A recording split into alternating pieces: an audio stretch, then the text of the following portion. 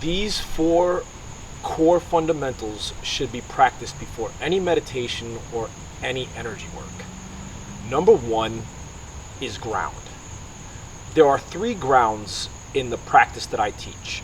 The first one I call the earthly ground. It's just visualizing roots growing 6 feet deep from your foundation or from your center of balance.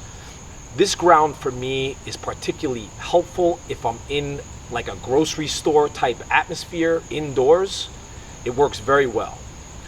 The second one, the universal ground, if I'm outdoors doing Qigong or working with universal energy or universal Qi, it's very good.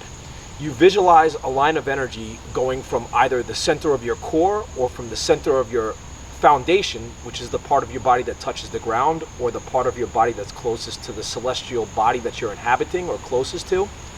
And you feel that line of energy go to the center of the core of that celestial body, and you feel that line of energy there, and you feel the heat, the molten lava, the metal, the magnetics of the celestial body that you're in, or whatever's in the center of the celestial body that you're closest to.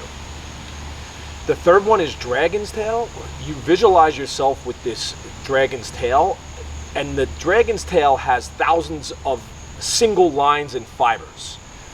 So the reason why the dragon's tail is superior is because you can have thousands of lines of energy coming up from the celestial body. So those are the three grounds. Now the next three, you really have to understand where they come from and why you practice them. So in the yoga, the third limb is asana. Most American practitioners think, or modern day practitioners think, that asana is the fancy yoga poses. While asana is the fancy yoga poses, it simply means having the body strong, comfortable, and aware. So you visualize your body strong like a tree, comfortable like you're chilling on your couch, and then fully aware of what's happening in your body. These are the three main constituents of asana. Now, what it says is, in the text, you should master asana before you go into pranayama. So that's what it says in the yogic text. In the Taoist text, they say, don't do your internal energy cultivation if your mind is stressed out or if you're worried. So before you go into your internal energy cultivation, your energy work, your pranayama, your internal alchemy, you want to practice those three qualities. Now here's the thing. Should you practice internal energy cultivation and energy work if you're stressed out, if you're worried? Well, if you're stressed out and worried, your mind is altering and causing disharmony in the elements anyway.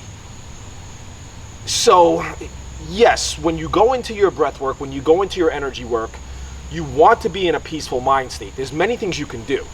You can light an incense, you can put on some calm music, you can sit outside for 10 or 20 minutes until your mind calms down. But me personally, my journey, I just started doing my pranayama and my energy work. And over time, I figured out that you're supposed to calm the mind before you go into the meditations. Does it cause harm to the body if you're stressed out and you do pranayama? Yeah. Does it cause more harm to the body? I would say considerably so if you're constantly practicing pranayama stressed out, because you're putting more of a disharmony in the elements within your body. But if you understand the concepts that the mind should be free from stress and worry when you go into it, I would say practice more than not practice. More rajasic, less tamasic. You know, rajasic is always going to be better than tamasic, because if you're doing rajasic, there's some kind of a progress. If you're doing tamasic, then there's less progress, and progress is always better. I hope that helps, guys. Question, comments, leave below. Spread the knowledge. Namaste.